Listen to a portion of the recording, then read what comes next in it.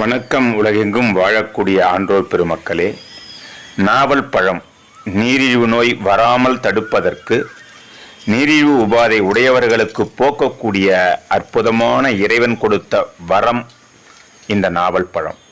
இதுபோன்ற நாவல் பழத்தை ஒரு தினந்தோறும் 6 to 7 பழத்தை வாயிலிட்டு நேரடியாக கொட்டையோடு மென்று சாப்பிடவே.